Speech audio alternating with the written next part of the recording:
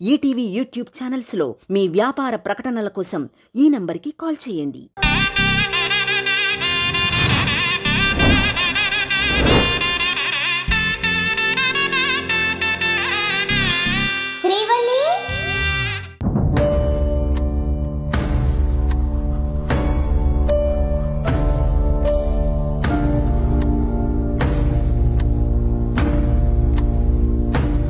నవీన్, నేను మొబైల్ కారులోనే మర్చిపోయాను. డ్రైవర్ని అడిగి మొబైల్ తీసుకురా. అలాగే నానమ్మా.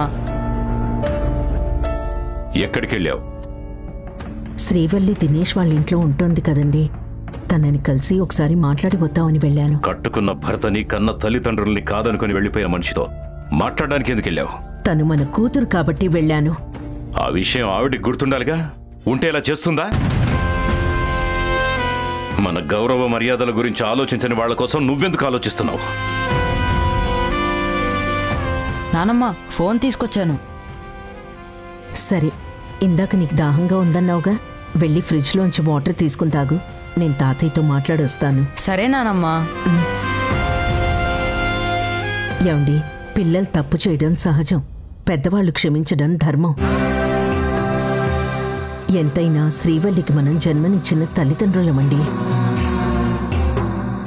తన మంచి చెల్లు చూడటం మన బాధ్యతే. తను మనల్ని కాదనుకున్నంత మాత్రాన తన్ని మనం వదిలేస్తామా చెప్పండి? తనెంత మూర్ఖపు పనులు చేస్తుందో చూస్తూ కూడా నువ్వింకా శ్రీవల్లిని సమర్థించడం ఏం బాగోలేదు సీత. ఇన్నేళ్ల నా జీవితంలో ఇంతవరకు నన్నెవరూ వేలెత్తి చూపించలేదు. అలాంటి నన్ను కోర్టులో చెప్పిన సాక్ష్యం తప్పని నిరూపించాలని ప్రయత్నం చేసింది. ఇంటి పరువుని రోడ్డు మీదికి లాగింది. అంతెందుకు, ఇప్పుడు నువ్వు వెళ్ళి తనని కలిశావు. ఒక తల్లిగా మంచి చెడులు చెప్పుంటావు. మరి నీ మాటను గౌరవించిందా? త్రిదేవికిచ్చిన విడాకుల నోటీసు వెనక్కి తీసుకుంటానని చెప్పిందా?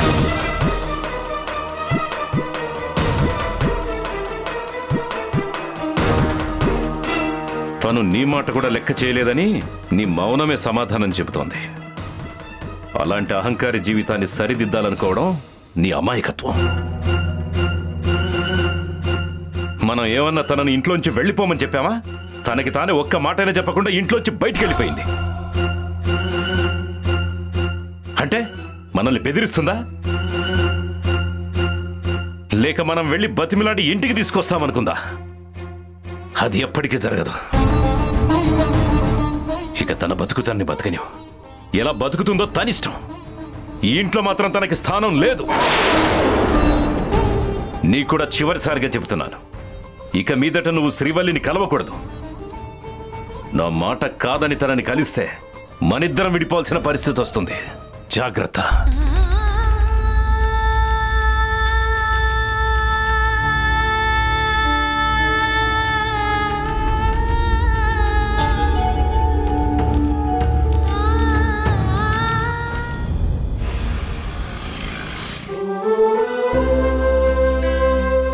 ఏంటి ఇంత టైం అయినా భవానీ కాఫీ తెచ్చేవలేదు?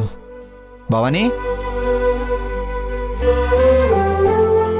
భవానీ, భవానీ, ఓ, తను పొద్దున్నే మార్కెట్కి వెళ్ళింది కదా. మనకి కాఫీ తాగకపోతే ఎంత వచ్చదు, కాఫీ పెట్టుకోవడం రాదు. ఇప్పుడు ఏం చేయాలి? ఓ, శ్రీవల్లి ఉంది కదా, తన్ను పెట్టమందాం.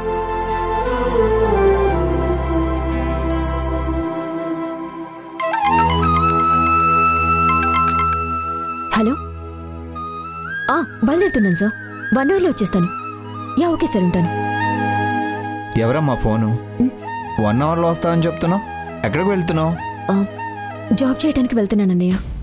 జాబ్ చేయడానికా? అవునన్నయ్య. ఇంట్లో ఖాళీగా ఉండటం ఎందుకు అని తెలిసిన ఆఫీస్లో జాబ్కి అప్లై చేశాను. వాళ్ళు జాయిన్ అవ్వమన్నారు. నేను కొంతకాలం అక్కడ పనిచేస్తాను.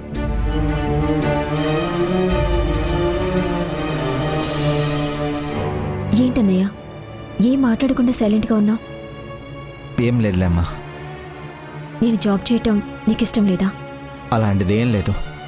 నీకేది మంచిది అనిపిస్తే అది చెయ్యి, నీ ఇష్టం. నువ్వేం చేసినా దానికి నా ఫుల్ సపోర్ట్ ఉంటుంది. థ్యాంక్స్ అన్నయ్య. అవును, నాతో ఏమైనా పనుందా? పని అంటే ఏం లేదమ్మా. చెప్పన్నయ్యా. మీ వదిన మార్కెట్కు వెళ్ళింది, కాఫీ పెడతావేమోనని వచ్చాను. నువ్వు ఆఫీస్కి వెళ్తున్నావు కదా, నువ్వు బయలుదేరు. మీ వదిన వచ్చిన తర్వాత నేను కాఫీ తాగుతానులే. పర్లేదన్నయ్య, కాఫీని పెడతాను. నీకు ఆఫీస్కి లేట్ అవ్వడం లేదా? కాఫీ పెట్టడానికి 5 నిమిషాలు సరిపోతుందన్నయ్య. పద. సరే.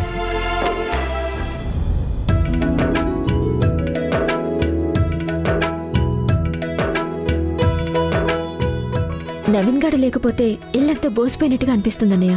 సందడి లేదు. అవునమ్మా, వాడు అల్లరి చూస్తున్నావు కదా. ఇప్పుడు అక్కడ అమ్మని ఎంత విసిగిస్తున్నాడో, ఎంత అల్లరి చేస్తున్నాడో. వాడు నాన్నమ్మ కూచి అన్నయ్య. అమ్మ చెప్పినట్టు వింటాడు, తననేమి ఇబ్బంది పెట్టడు. అది నిజమేలే.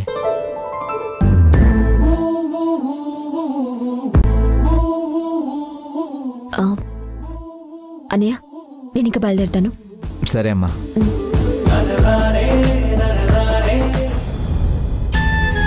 నిన్న మొన్నటి వరకు వేల కోట్ల రూపాయల సంస్థకి అధిపతిగా 100 మంది వర్కర్స్తో పనిచేయించు నువ్వు ఇప్పుడు మరొకరి దగ్గర పనిచేయడానికి వెళ్తున్నావు.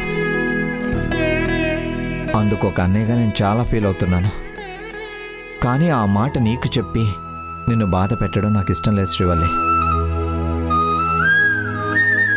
ఎనీవే, ఆ దేవుడు నిన్ను చల్లగా చూడాలని కోరుకుంటున్నాను.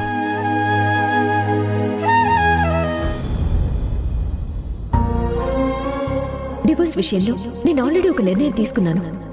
నా నిర్ణయాన్ని ఇక నేను మార్చుకోను. అది ఫిక్స్, అది ఫిక్స్, అది ఫిక్స్. కాదు కొడుతూ అంటే నేను చావనైనా చేస్తానేమో, కానీ వాడితో మాత్రం కలిసి బతకలేను, బతకను కూడా.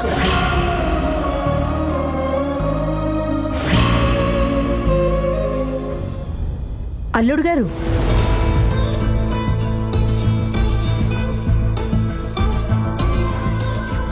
ఏంటత్తయ్య గారు? మీతో ఒక విషయం మాట్లాడాలి బాబు. చెప్పండి అత్తయ్య. నేను శ్రీవల్లిని కలిసి డివోర్స్ నోటీస్ వెనక్కి తీసుకోమని అడిగాను. అవునా? దానికి మరి తను ఏమంది అత్తయ్య? మీతో కలిసి ఉండడానికి అస్సలు ఒప్పుకొని అంటోంది. ఎంత చెప్పినా కూడా తను కన్విన్స్ అవడం లేదు. తనెందుకు అంత మొండి పట్టుదల పడుతుందో తెలియట్లేదు. నీ కూతురికి నా గురించి పూర్తిగా తెలుసు, అందుకే డివోర్స్ ఇవ్వడానికి ఫిక్స్ అయింది. దాని నిర్ణయం అస్సలు మార్చుకోదని నాకు తెలుసు. బాబు, నీకు తనకి మధ్య అసలు ఏం జరిగింది? ఎందుకని నీ పేరు చెప్తేనే తను మండిపడిపోతోంది. త్రిదేవి నుండి ఎందుకు విడిపోవాలనుకుంటున్నావు అని అడిగితే తను నాకేం చెప్పడం లేదు. కనీసం నువ్వైనా చెప్పు బాబు. నువ్వు గాని తన్నేవైనా అన్నావా? తన మనసు విరిగిపోయేలా ఏమైనా మాట్లాడావా? అసలు మీ మీద ఎందుకంత ద్వేషంతో రగిలిపోతోంది? బాబు, శ్రీవల్లి మనస్తత్వం గురించి నాకు బాగా తెలుసు. బలమైన కారణం లేకుండా తనెవరినీ ద్వేషించదు. అలాంటిది కట్టుకున్న మొగుడినే వద్దు అనుకుంటోందంటే మీ మధ్య ఏదో జరుగుంటుందని నేను అనుకుంటున్నాను. అదేంటో చెప్పు బాబు. అత్తయ్య ఏంటి నా గురించి నెగిటివ్గా ఆలోచిస్తుంది? నా మీదేమన్నా డౌట్ వచ్చిందా? లేకపోతే శ్రీవల్లి నా గురించి నెగిటివ్గా ఏమన్నా చెప్తే అది నమ్ముతుందా? నేను ఇలా సైలెంట్గా ఉండకూడదు. రివర్స్లో మాట్లాడి అత్తయ్య నోరు మూయించాలి. ఏంటి బాబు సమాధానం చెప్పవు? కారణం తెలిస్తేనే కదా దానికి పరిష్కారం ఆలోచించగలం. కారణం అంటూ ఏమీ లేదత్తయ్య, నా చేతగానితనం అంతే. నేను అందరి భర్తల్లాగా తాగి తనని ఏం హింసించలేదు కదా, అందుకని నాతో ఉండలేకపోతుంది. నన్ను కోర్టు బోన్లోకి లాగి అందరి ముందు భార్య మీద ఇష్టంతోనే తన మెడలో తాళి కట్టావా అని అడిగినా సైలెంట్గా ఊరుకున్నాను. అందుకనే నాతో కలిసి ఉండడం కష్టం అనుకుంటుంది. అనవసరంగా నా మీద నిందలు వేస్తూ నన్ను ఎంతగా అవమానించినా మౌనంగా భరించాను కదా, అందుకే నాతో ఉండటం తనకి బాధగా ఉన్నట్టుంది.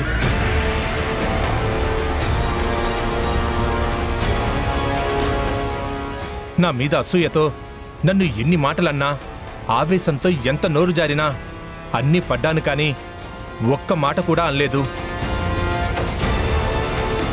అందరి భర్తల్లా తన మీద చేయి చేసుకోలేదు. అందుకే నేను చేతకాని భర్తను అనుకొని నాతో ఉండకూడదు అనుకుంటుంది. ప్రతిసారి తను గతంలో ప్రేమించిన ఆ సుబ్బు పేరు పలుకుతూ నిద్రలో కూడా కలవరిస్తూ మాజీ ప్రియుడు ఎక్కడున్నాడో తెలుసుకోవాలని ప్రయత్నిస్తున్నా నేను అందరి మొగుళ్ళలాగా పెళ్ళయ్యాక పరాయి మగాడి గురించి ఆలోచించడం తప్పు అని నిలదీయటం కానీ తన చెంప పగలగొట్టడం కానీ చేయలేదు కదా. అందుకే నేను తనకి మొగుడుగా పనికిరానని విడాకులు తీసుకోవాలనుకుంటుంది.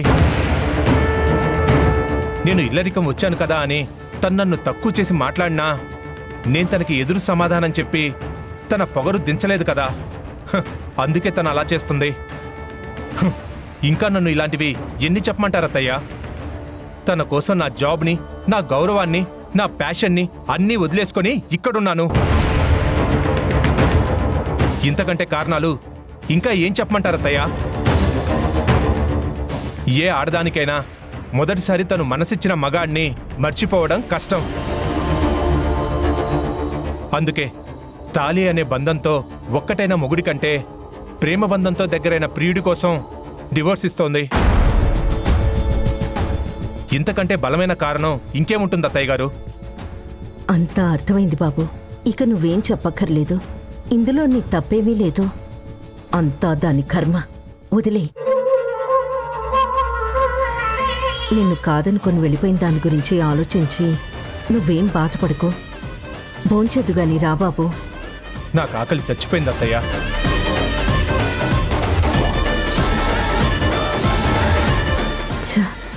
అనవసరంగా నేను అల్లుని బాధ పెట్టినట్టున్నాను. నానమ్మ, నీ ఫోన్ కావాలి. ఎందుకురా? వీడియో షూట్ చేయాలి. వీడికి ఫోన్ పిచ్చి ఎప్పుడు తగ్గుతుందో ఏంటో.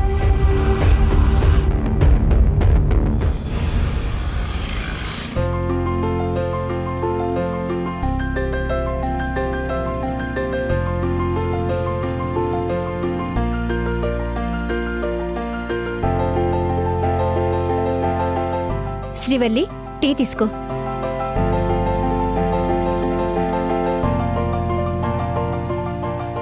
కొత్త ఉద్యోగం ఎలా ఉంది శ్రీవల్లి? బానే ఉంది వదినా. నాకైతే నచ్చింది. అవును, నవీన్ ఎక్కడా? వాళ్ళ నానమ్మతో కలిసి ఆ ఇంటికి వెళ్ళాడు. రేపొస్తాడంట. అవునా?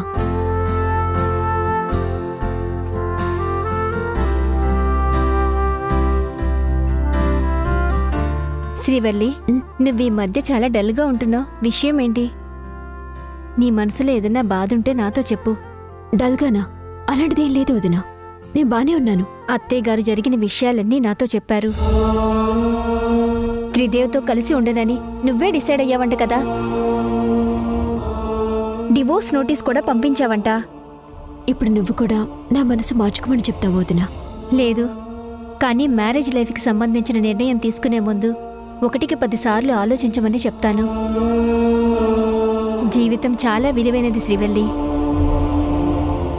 భర్తతో శాశ్వతంగా విడిపోవడం అనేది చిన్న విషయం కాదు. కాబట్టి ఆలోచించి నిర్ణయం తీసుకో. డివోర్స్ నోటీస్ పంపించి నువ్విలా బాధపడుతున్నావు అంటే నీకు విడాకులు తీసుకోవడం మనస్ఫూర్తిగా ఇష్టం లేదు, అవునా? నేను బాధపడుతున్నది విడాకుల గురించి కాదు వదినా. మరి? లడ్డు మామ విషయంలో చాలా బాధపడుతున్నాను. అవును వదినా, లడ్డు మామ హత్య చేయలేదని నాకు తెలుసు. కానీ అది కోర్టులో నిరూపించలేకపోయాను. లడ్డు మామని కాపాడతానని తనకి మాటిచ్చాను. కానీ నేను ఆ మాట నిలబెట్టుకోలేకపోయాను. అది గుర్తొచ్చినప్పుడల్లా నాకు చాలా బాధ కలుగుతుంది. మామని కాపాడటం కోసం నేను చాలా ప్రయత్నం చేశాను. ఎవిడెన్స్లు కూడా సంపాదించాను. కానీ అవంత స్ట్రాంగ్ ఎవిడెన్స్ కాకపోవడంతో లడ్డు మామకి శిక్ష పడింది. కోర్టులో అన్నీ విచారించి సాక్ష్యాధారాలు పరిశీలించాకే శిక్ష విధిస్తారని నీకు తెలుసు కదా. కానీ ఈ కేసులో అసలు నేరస్తుడు చాలా తెలివిగా లడ్డు మామని ఇరికించాడు. చేయని తప్పుకి అనవసరంగా తను శిక్ష అనుభవిస్తున్నాడు. జైల్లో మామ ఎన్ని ఇబ్బందులు పడుతున్నాడో, ఎంత బాధపడుతున్నాడో ఏంటో. తను నేరం చేయలేదని నువ్వు నమ్మావు, కాపాడాలని ప్రయత్నించావు. కానీ జరగలేదు. అందుకు నువ్వు బాధపడి ప్రయోజనం ఏముంది చెప్పు? జరిగిపోయిన దాని గురించి ఎక్కువగా ఆలోచించి మనసుని పాడు చేసుకోకు.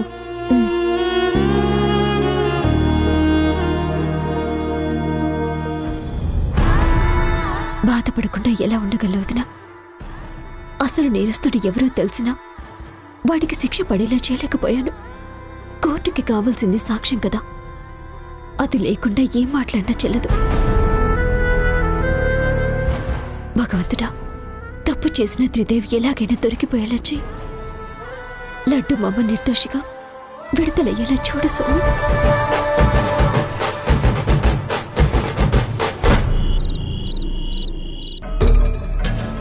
శ్రీవల్లిని జాక్ దగ్గరికి ఎలా తీసుకెళ్ళాలి? ఎంత ఆలోచించినా ఏం ప్లాన్ తట్టట్లేదే.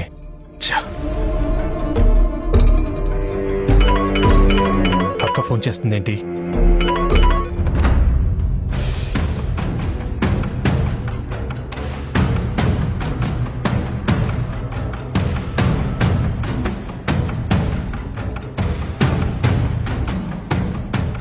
హలో అక్క. ఏరా, ఏం చేస్తున్నావు? ఏం లేదక్క, ఏదో ఆలోచిస్తున్నాను. సరే, నాకు అర్జెంటుగా 10 లక్షలు కావాలరా, డబ్బులు పట్టుకొనిరా. ఏంటక్క 10 లక్షలు నా జోబులో ఉన్నట్టు అలా పట్టుకొని రమ్మంటున్నావు? నా దగ్గర ప్రస్తుతం అంత డబ్బు లేదు. డబ్బు లేకపోవడం ఏంట్రా? నువ్వు కంపెనీకి ఎండీవి కదా. నువ్వు సైన్ చేస్తే ఎంత అమౌంట్ అయినా డ్రా చేసుకోవచ్చు. అక్క, మావయ్య నన్ను ఎండీని చేసి వారం రోజులు కూడా కాలేదు. అప్పుడే కంపెనీ అకౌంట్ నుంచి డబ్బులు కావాలని నొక్కేస్తే కోదండరామయ్యకి డౌట్ వస్తుంది. మన టార్గెట్ వాళ్ళ ఆస్తి మొత్తం కొట్టేయడం కదా. దానికి పక్కా ప్లాన్ వేయాలి. అంతేకాని ఇలా చిన్న చిన్న అమౌంట్లు విత్డ్రా చేస్తే మొదట్లోనే మన మీద బ్యాడ్ ఇంప్రెషన్ పడిపోతుంది. కలిసొచ్చిన అదృష్టం దురదృష్టంగా మారిపోతుంది. ఇంకా ఎంతకాలమని ఓపిక పట్టాలరా? అయినా ఇప్పుడు నాకు కావాల్సింది వాళ్ళ ఆస్తి కాదు, కోదండరామయ్య కుటుంబం మొత్తం నాశనం కావడం. అదే నాకు ఇంపార్టెంట్. నేను కూడా అదే ప్లాన్లో ఉన్నానక్క. త్వరలో ఈ కుటుంబం మొత్తాన్ని నాశనం చేస్తాను.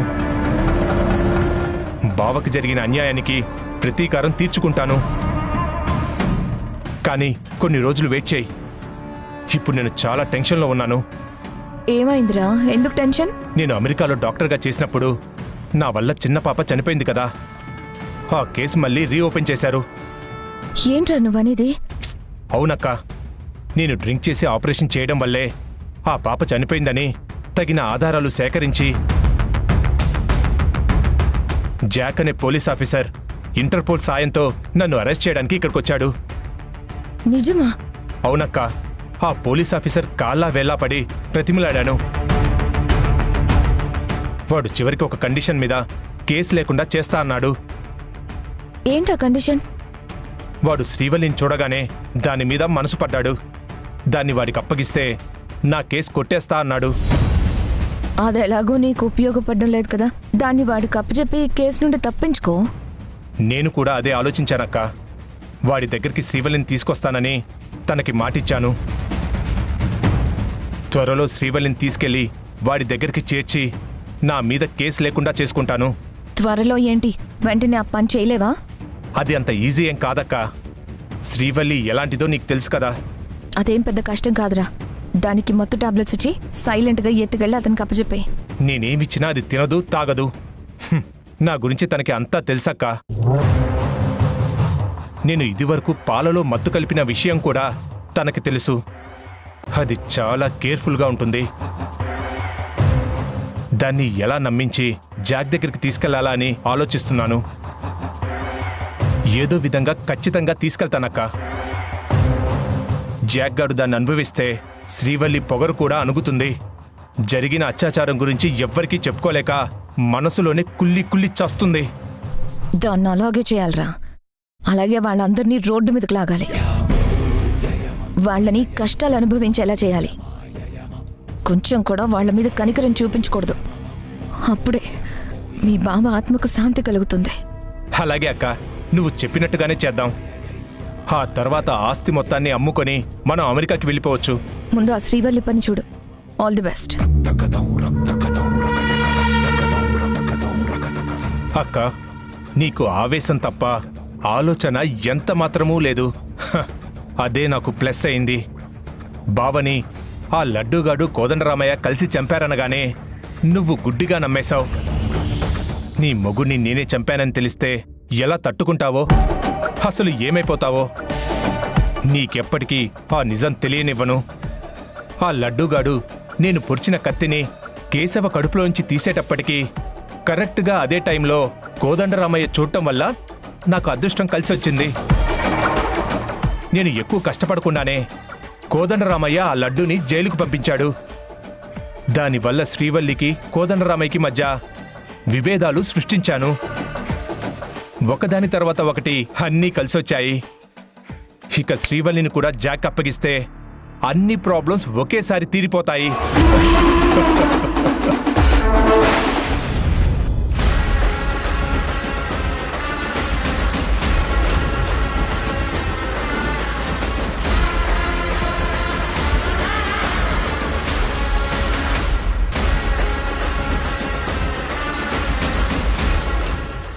నానమ్మా, ఏంటన్నా? మావయ్య బ్యాడ్ బాయ్ అని, పెద్ద విలన్ అని అత్తయ్య నాతో చెప్పింది. మావయ్య ఏం బ్యాడ్ బాయ్ కాదు నాన్న, చాలా మంచివాడు. నేను మావయ్య బ్యాడ్ పర్సన్ అని బెట్ కడతాను, నువ్వు తను గుడ్ పర్సన్ అని బెట్ కడతావా? త్రిదేవ్ చెడ్డవాడని నువ్వెలా నిరూపిస్తావు? నిరూపించు. ఈ వీడియో చూడనానమ్మా. నీ ముగ్గురిని నేనే చంపానని తెలిస్తే ఎలా తట్టుకుంటావో.